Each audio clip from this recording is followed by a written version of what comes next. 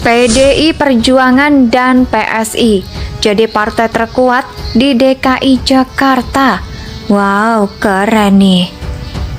Masih ingat ya, ketika Anies harus dituntut warga daerah Mampang, Jakarta Selatan gara-gara janji keruk kali. Janji hanya mengeruk kali. Itu kan pekerjaan yang nggak perlu banyak. Mengeruk kali itu harus dituntut warganya dulu.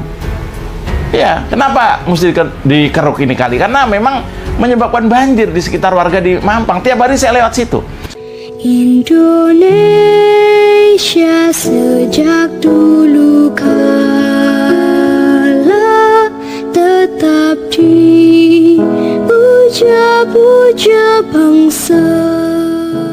Jakarta nggak mempan, diatur oleh orang yang nggak bisa tapi ngakunya jago banyak hal. Untung Anies nggak begitu ya. Nggak begitu ketara maksudnya. Ya, saya punya pandangan. Ada dua orang yang setidaknya memenuhi apa yang saya bayangkan tentang sosok pasangan pemimpin sebuah kota di zaman yang serba cepat ini. Di zaman ketika perilaku priayi bukanlah solusi. Di zaman ketika perilaku banyak kata, sedikit kerja adalah kuno. Karena sekarang zamannya banyak ide, banyak pelaksanaan, dengan tetap bertumpu pada nasionalisme dan juga budaya Indonesia. Di zaman ketika Jakarta butuh lebih dari sekedar petantang petenteng dikawal ormas. Di zaman ketika Jakarta lebih butuh ide segar, gerakan ekonomi terutama, dan juga empati gubernurnya ketimbang disuguhi demo melulu. Keras ya. Ya, tidak tahu kenapa saya kok tertarik untuk ikutan bersuara agar setidaknya Gibran, wali kota Solo, untuk hijrah ke Jakarta. Ya. Di zaman ketika Jakarta lebih butuh ide segar, gerakan ekonomi terutama, dan juga empati gubernurnya ketimbang disuguhi demo melulu. Saya mau mencoba melupakan luka karena nggak tega Jakarta selama 5 tahun terakhir. Ya, sepertinya kena kutukan Dewa Kampret. Beda ya, bukan Dewa Panci, ini Dewa Kampret. Ya, saya sih optimis saja bahwa setelah Jakarta tidak jadi ibu kota karena ada IKN, lalu menjadi kota bisnis Indonesia, tetap perlu kehadiran pemimpin yang nggak ngeselin melulu. Jakarta dengan segala persoalannya terbukti nggak mempan diatur oleh yang cuma kebanyakan ngomong. Ya, Jakarta nggak mempan diatur oleh figur yang nggak jelas nasionalismenya. Hampir tiap minggu kota Solo diberondong dengan banyak event nasional dan juga internasional yang berkualitas, sehingga perekonomian kota Solo bergairah dan bangkit bersama. Dan semua Gibran kerjakan tanpa menunggu warganya marah. Semua dikerjakan seolah memang ya alami, memang itu yang Gibran inginkan. Nggak perlu dipaksa-paksa dulu baru dikerjakan, nggak perlu dituntut warganya sendiri ke PT UN misalnya. Karena memang ada gubernur yang harus dituntut warganya sendiri ke pengadilan untuk mau kerja sesuai dengan janji kampanyenya, dan warganya menang. Ini apa nggak malu? Kejadiannya di Jakarta lagi. Bagaimanapun Jakarta itu kan mercusuar, ditonton oleh seluruh rakyat Indonesia. Masih ingat ya, ketika Anies harus dituntut warga daerah Mampang, Jakarta Selatan gara-gara janji keruk kali. Janji hanya mengeruk kali. Itu kan pekerjaan yang nggak perlu banyak. Mengeruk kali itu harus dituntut warganya dulu. Ya. Keras ya. Ya, tidak tahu kenapa saya kok tertarik untuk ikutan bersuara agar setidaknya Gibran wali kota Solo untuk hijrah ke Jakarta. Hari ini dia sudah mencicipi udara-udara Jakarta. Ini bukan tentang napak tilas bapaknya ya, tapi ini tentang krisis kepala daerah yang berintegritas dan nasionalis yang sangat diperlukan saat ini. Ya, meski baru 2 tahun, jalan 3 tahun ya kalau nggak salah ya jadi wali kota, tapi Gibran seolah punya bakat alami sebagai pelayan masyarakat. Ini nggak sembarang orang bisa. Semua orang bisa jadi pemimpin sebuah wilayah, tapi nggak semuanya mengerti tentang melayani warga. Gibran punya itu. Mungkin banyak juga kepala daerah muda saat ini, mungkin banyak.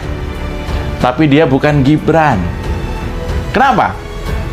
Begini, kalau Anda adalah anak presiden 2 periode, saya yakin Anda nggak bakal mau nyetir mobil sendiri. Bisa jadi makan aja minta disuapin. Karena ada contohnya. Bahkan pidato saja dibuatin dan dimirip-miripin. Ada itu. Sementara Gibran, di usianya yang masih belia itu, dia memahami arti kata melayani. Tiap hari ia keliling kota Solo hanya untuk memastikan semua warga terlayani dengan baik. Tiap hari ia minta pantau sosial medianya, terutama yang terjadi di wilayah kota Solo ya, supaya bisa merespon cepat apabila ada misalnya pengaduan dari warganya. Kan mencapai 23% dan 18%. Bayangin, 2 partai itu sudah lebih dari 20%. 2 partai ini kalau bergabung itu udah 30 hampir 40%. Jadi ada lembaga survei nasional kemarin itu merilis hasil surveinya, khusus hasil di Jakarta ya. Ini khusus di Jakarta, yang menempatkan PDI Perjuangan dan PSI memuncaki perolehan suara dari responden. Di Jakarta loh ya. Ini berita baik ini. Artinya memang partai yang kemarin lantang mengkritisi Anies, yang dianggap memang nggak bisa kerja, akhirnya dapat atensi dari masyarakat dengan menganugerahi mereka menjadi partai dengan suara terbanyak ke-1 dan ke-2 versi survei ini. Artinya ketika 2 partai itu berperan sebagai oposisi terhadap Anies, elektabilitas PDIP dan juga PSI unggul di DKI Jakarta.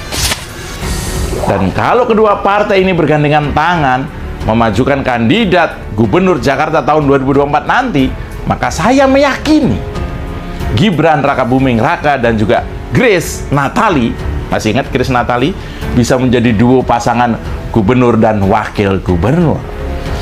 Ya, hari ini dia sudah mencicipi udara di Jakarta. Ini bukan tentang tapak tilas bapaknya. Ya, tapi ini tentang krisis kepala daerah yang berintegritas dan nasionalis yang sangat diperlukan saat ini. Kenapa mesti dikeruk ini kali? Karena memang menyebabkan banjir di sekitar warga di Mampang. Tiap hari saya lewat situ. Kalau mau ke studio ini, saya pasti ngelewatin kali itu. Saya lihat sendiri. Iya kan? Dan ini adalah janji kampanyenya, tidak dikerjakan sampai dituntut oleh warganya. Ya, harusnya kalau untuk mengerjakan pekerjaan yang sudah jadi tugas sesuai sumpah jabatan, masih harus didemo warganya sendiri. Ya, sebaiknya gubernur mundurlah. Mundurlah, Nis. Lucu juga ya kalau misalnya kurang beberapa hari kelar jabatan terus mendadak mundur. Tanggung amat. Ya, jadi ada lembaga namanya Lembaga Nusantara Strategic Network atau NSN, itu melansir hasil surveinya yang menempatkan PDI Perjuangan atau PDIP dan juga Partai Solidaritas Indonesia atau PSI menduduki peringkat teratas di wilayah DKI Jakarta dengan mencapai 23% dan 18%. Bayangin, 2 partai itu sudah lebih dari 20%. 2 partai ini kalau bergabung itu udah 30 hampir 40%. Jadi ada lembaga survei nasional kemarin itu merilis hasil surveinya, khusus hasil di Jakarta ya. Ini khusus di Jakarta, yang menempatkan PDI Perjuangan dan PSI memuncaki perolehan suara dari responden. Di Jakarta loh ya. Ini berita baik ini. Artinya memang partai yang kemarin lantang mengkritisi Anies, yang dianggap memang nggak bisa kerja, akhirnya dapat atensi dari masyarakat dengan menganugerahi mereka menjadi partai dengan suara terbanyak ke-1 dan ke-2 versi survei ini. Artinya ketika 2 partai itu berperan sebagai oposisi terhadap Anies, elektabilitas PDIP dan juga PSI unggul di DKI Jakarta.